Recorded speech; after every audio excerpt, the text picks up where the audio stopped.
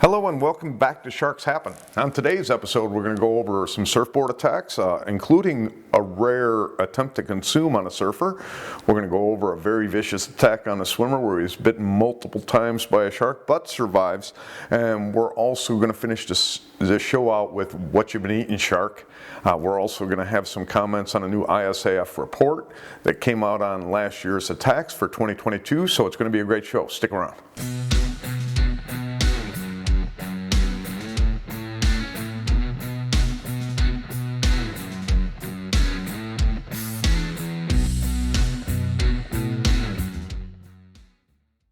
And we're going to start out the show over at Nikkawadori Beach, and that is on Miyako Island, which is in Japan, and the date is September 16th of 2000.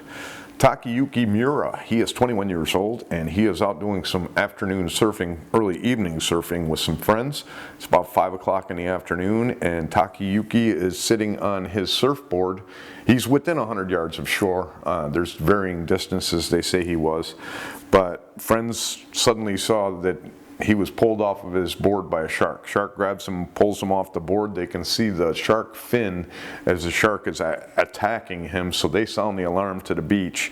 And then a couple of surfers make their way out to him and get his remains and bring him back to shore. There's varying reports on what ended up happening as far as the damage. Some say that there was multiple bites to a right leg, multiple bites to the left leg. The Mammoth Book of Shark Attacks says that both legs were removed, and so was the arm. Others say a shoulder was bitten, and so he was bitten up. They said this was a 8-foot tiger shark that did this. This is the Mammoth Book says it's 8 feet. Another estimate is 8 to 11 feet, somewhere in that range, going by the width of the bite marks, I do believe. But this is an attack and a fatality by a tiger shark, they say, that's 8 feet long. So we've had another one, Robin Warren, it reminds me of that, where nobody even saw it. He was paddling his way out in very shallow water early in the morning, and he just disappeared off his board, and they had to go by the DNA on the bite mark to the board to figure out what kind of shark ended up doing that. That ended up being like a 14-foot tiger shark. So this one's 8 foot. It's an attack, fatality, an attempt to consume by an 8-foot tiger shark. Okay, now we're going to head over to Ponta do Ouro Bay, and that is over in Mozambique, and the date is December 22nd of 2009. Peter Fraser, he is 27 years old, and he's out taking an afternoon swim. It's 4:30 in the afternoon. He's in neck-deep water, but no telling how far from shore it is, and he says he felt a bump to his leg. He says he didn't feel any pain through whatever was going on. He didn't realize it was a shark, so it's got to be that milky, brownish, chocolate milk like water. It's where you can't see something that's right on your leg, just 2 feet below your head, but maybe 3 feet. But he ends up hitting the shark, and when he hit the shark, he realized it was a shark. Now what runs through his head is nothing. He says that, afterwards, he says, you hear about all these things you should do as far as fighting off a shark. He says, when it came to it, I drew a blank. He couldn't even think of anything. He says, all I wanted was this shark off of me, and this shark did a number on him, actually. He ends up fighting the shark off and gets his way into shore. He gets into shore now. This pain that he wasn't feeling, he's starting to feel it, and he can see the damage that the shark had done. He was bitten multiple times by this shark. Reminds me of not Shirley Durden, the actress Marsha Hathaway, who thought she was bitten by an octopus. The shark bit her so many times so quick. Sounds like the same thing happened here to Peter. He got it on the knee first, so that sounds like the bump would a bite to the knee, so I bumped him and then bit his knee. He got him in the shoulder, got him in the chest, got him in the arm, the forearm. He has defensive wounds to his hand, and he got bit in the back. No flesh removal that I can tell, but there was tendon damage to the hands from the defensive wounds. One hand was less damaged than the other, but one, it sliced through tendons in his hand. He had on his side, he had about I think it was one of the largest wounds, a 7-inch laceration going down his side. So he was just bitten up by the shark, but it didn't remove any flesh. which is odd because I would think that this is a bull shark and it'd be removing flesh. And they were thinking that it was a tiger shark and some think it's a bull shark, and I can see why they're confused in the two, because it's hard to tell, because the fact it's biting, not taking anything as far as flesh, makes me think tiger shark. But the way that it bit so fast and so furiously makes me think bull shark. So it's up in the air which one. I mean, it could be either one. Probably not a great white shark. Otherwise, I don't think it'd sit there and just chew on them like Omar Conger and just spit them out afterwards. So, and I also don't think that you're gonna not know that a great white is there biting on you. It's a different size creature altogether. When you're talking, a 13-foot bull or a 13-foot great white, they're kind of two different monsters. So we'll put this down as an attack, not an attempt to predate. We don't know what kind of shark. I would assume a tiger shark. A bull shark would make more sense, but if it's a bull shark, it's a territorial attack. It wasn't removing anything, it wasn't feeding on the guy. So that's how we're going to put this one down. Now we're going to head over to a popular dive spot known as Phang Nga, and that is over in Thailand. The date is January 5th of 2000. Stephen Kahl is 35 years old, and he is out doing some diving. Friend notices about 100, comes back into shore, and what it seems, he gets on the shore. They take him to get him help, but he had already lost a huge amount of blood. He was bitten twice, it sounds like twice, severely to the lower leg, and it clipped an artery, which is where you're going to lose most of the blood. And he was also bitten in the wrist, I do believe it was, probably some defensive wound. It sounds like a single bite. Sounds like a very bad bite to the legs, but it did not, remove the flesh that I'm hearing. It just clipped that artery, which caused him to bleed out. They weren't able to save him. This will go down as a fatality. It'll go down as an attack and a fatality. Nobody saw the shark, so we don't know what kind of shark it is. There was no mention of any teeth fragments found or that they could identify it from the bite mark, so we'll put it down as an attack. Not an attempt to predate. We don't know what kind of shark. Now we're going to head over 1 mile north of Avalon, which is on Catalina Island. That's California. The date, May 6th of 2012. Rose McKereghan, she is 15 years old. Her and some friends are out in the morning doing some paddle boarding. They had paddle boarded out to a submerged rock they wanted to visit, and now they're on their way back about 7:10 in the morning. And Rose is with a friend that's about 10 feet in front of her, so the two of them are paddling, and they're about 30 yards behind the whole group that they were with. So they're kind of isolated a little bit. They're two paddle boards from the group of paddle boards in front of them. The girls, like I said, it's about 7:10. They notice a sea lion come swim unusually close to them and then suddenly dart off. So the sea lion comes up near them and then shoots off out of the way. They continue paddling, knowing, thinking nothing of it. And seconds later, Rose McKereghan says that she saw this big river right in front of her, grab the front of her paddleboard and bite down on it. And she says everything else from here is a little bit fuzzy, and she's going to explain what she remembers. She ended up in the water with the shark, of course. Shark grabs the board. She's in the water. She says she was about 3 feet from the shark when she's in the water looking at it. And she can see that it's just going to town on the paddleboard. It is biting it, shaking it. So she sees that going on, and she says that she kind of looked over for her friend. She looked back, and the shark was now gone, and her paddle and her paddleboard were still there, but she didn't go to her paddleboard. She swam over to her friend's paddleboard, climbed on that, and then they got her to shore. There's no injury in the attack other than to the paddleboard. The nose of the paddleboard took some biting. She's going to have a nice, souvenir from her little time out there paddleboarding. They were about 200 yards off of shore when this attack took place, but it reminds me of that turtle we saw on the video of PBS Youngbloods, where he's sitting there on his stand-up paddleboard, and here comes that turtle, and it's using his board to avoid about 12 foot, I would say, tiger shark that's after it, and that tiger shark, after a little dance around the board, ends up biting that board. Gets angry with the board that it's in the way. It wants the turtle. Turtle's using the board. It sounds like that's what the sea lion did. Somebody in the comments brought up just days ago, actually, that they wonder if fish are actually going underneath these kayaks that are getting blasted from the underneath and just belting out of the way in the last minute. I mean, that's always possible. I mean, it could be, a pinniped down there doing the same thing. You never know. There's so many of these things happening, though. I don't think that it is. because this is one of the only times I've heard of a sea lion being around it. But we do know that they will use, I mean, it's just like that fish in that hammerhead video that I didn't pick up on the, I think it's a skate that's going away from the hammerhead. They went right to that guy that had that hammerhead go right to the guy, and the guy saw the guy and just moved away.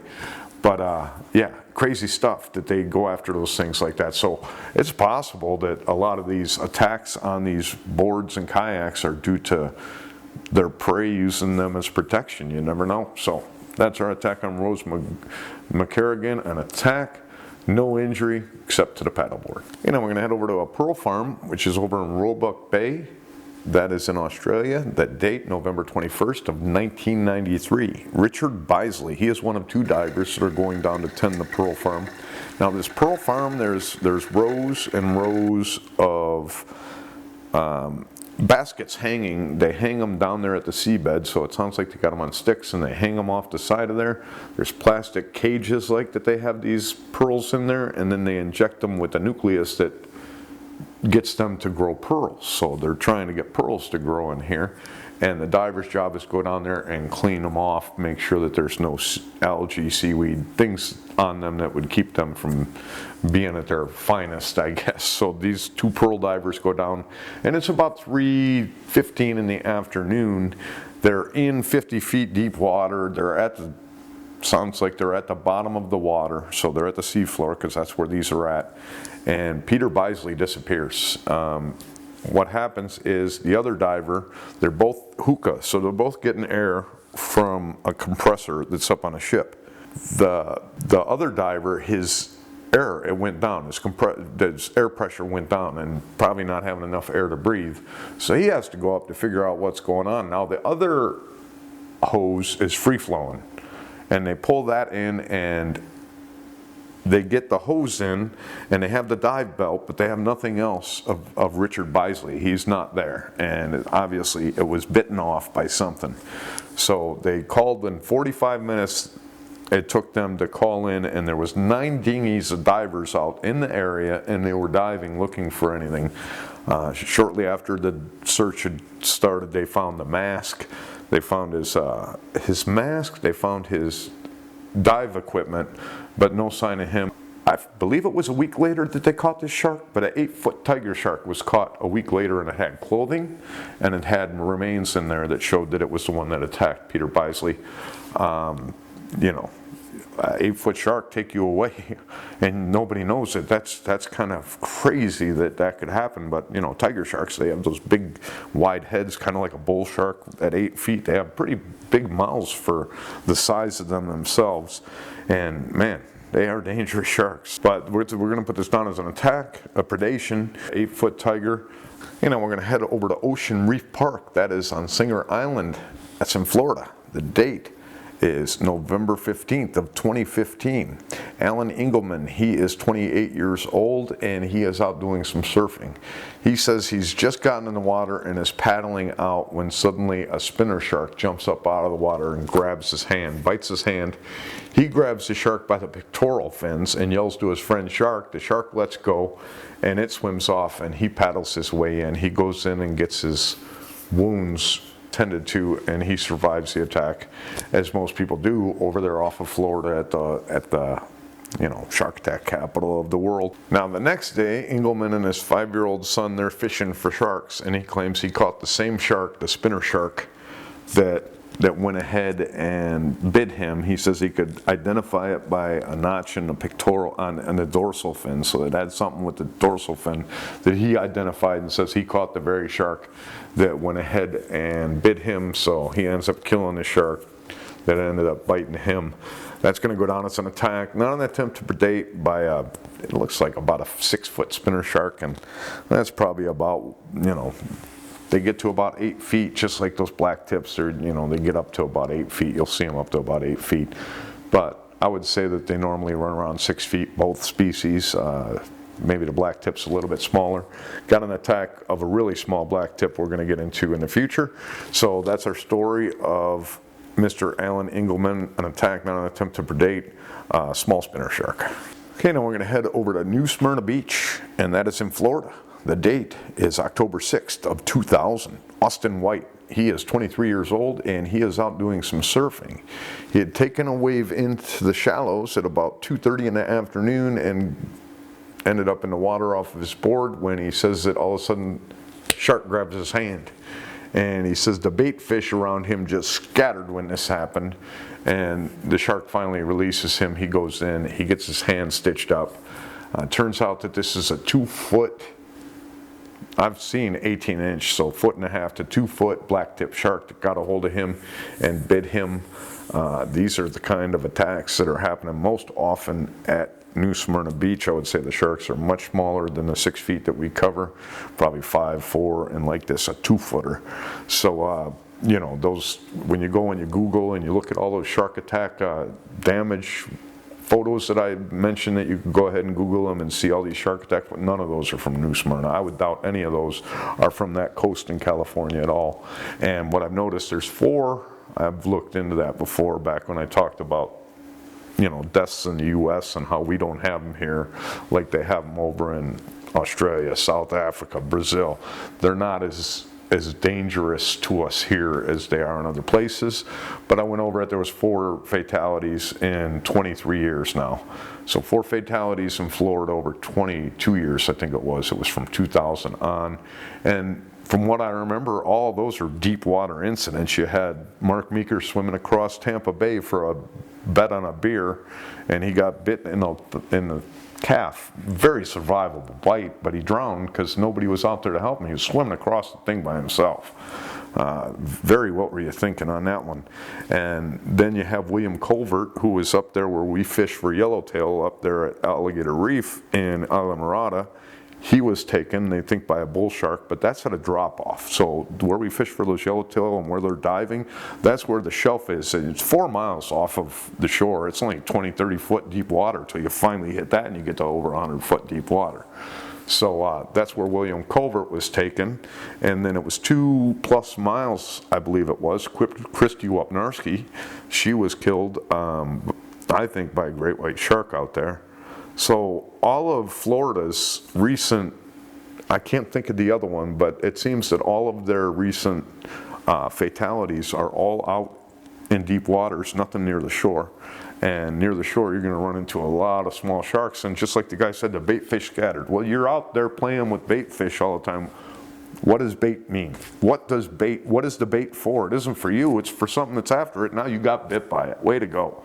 So, we're going to get into some stats at the end of this show, but New Smyrna is going to be part of these stats because, you know, we're going to get a little bit of science into what ISAF does.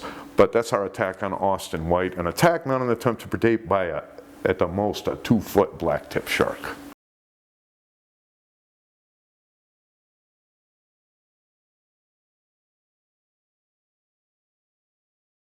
Okay, before we get into the end of the show, what you been eating, shark? I wanted to address a few things. First, Doug. Doug, if you're out there, you ordered something from the Etsy store and there's an issue with the address. Usually that case is, you know, there's an alternate street name. So I sent you a text, a message on Etsy.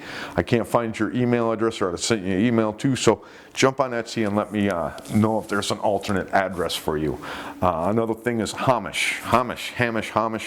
He had sent me, maybe 3 weeks ago, he had sent me an email and sent me a bunch of photos he had taken himself when he was out cage diving. He went on a couple different cage dive tours, is what he told me. One of them was with Rodney Fox, you know, the guy that has this nice scar all over the side of him that was dragged around by a great white shark, took it for a ride once he grabbed onto it because he knew it was going to try to bite him again. Crazy story, but he was able to go with him. Hamish sent me these photos, and actually the episode where I had the sharks happen ending picture on there for a few days, that's why I had that on there, so I'd remember to go and grab Hamish's picture and put it there. I got 5 or 6 pictures and they're going to pop up into these things. I'll put a thank you down into the description when I use Hamish's photos. I really appreciate it. Thank you so much. And now we're going to get into the ISAF real quick. They came out with their 2022 attack report, and I'm going to link in the description below. I'm going to put in Shark Bites. Christian, our buddy, I'm going to put in there. He went ahead and he did a video on this yesterday, I believe it was. I saw it last night, so I was like, this is just crazy. Just the headline alone, I was like, this is nuts. First problem with the ISAF report that we'll address right now is the fact that I don't think they're much different than the GSAF after I see that they classified Simon Nellis attack as provoked. And I don't even care what their mental tricks are to get to that point. It's wokeism in the shark world. I mean, this is just to the nth degree of stupidity, and it's by the ISAF. Now, Burgess, I gave him the benefit of the doubt. He was the old head of the ISAF, and I had just seen a couple of things when it was the attack over the string of attacks in Sharm el-Sheikh, and I had seen what he said about it. He didn't know what kind of animal was supposedly in the water, brought it up, but he said chickens, I believe it was. But he came out and told people that if you got people in the water, you got sharks in the water, they're sometimes going to bite you and they're sometimes going to eat you. That's all you got to say. That's perfect. I didn't give Burgess any issues because I would see stuff like that where he's actually being honest with people, unlike what's happening in other places. So we'll get to the ISAF now. So this is a provoked attack on Simon Nellis is so asinine. It broke my brain. Okay, so they went ahead and broke my brain now. Way to go, ISAF. This is what happens when you put fish people that are experts in fish in charge of shark attacks. You don't have people that are experts at shark attacks. Where are the experts in shark attacks? Okay, on March 14th of 1915, St. Augustine, Florida, a shark is caught by somebody. They don't give the species, they don't give the size of the shark. Okay, now we're going to finish. Okay, now we'll finish off the show with what you've been eating, shark. Back in 1915 in St. Augustine, Florida, a gentleman caught a shark. He cuts open the shark and there is a human head inside the shark. They go ahead and now it's only the upper jaw and then the head, so it doesn't have the lower jaw connected. And they go ahead and do the dental work and they identify it as John Mooney. And John Mooney disappeared 3 years prior to his head ending up being found in this shark. No telling when this shark ended up running across John. He ended up disappearing when he was bathing in the water. 3 years later, his head is found in a shark that was caught. So that's what you've been eating, shark. That shark been eating John Mooney's head. That's our show for today. I hope you enjoyed it. I hope you'll be back in a few more days, 3-4 more days for another full attack, but I'm going to have some individual attacks and some shorts coming up in between. And until then, if you go into that water, you are much more afraid of those sharks than they are of you.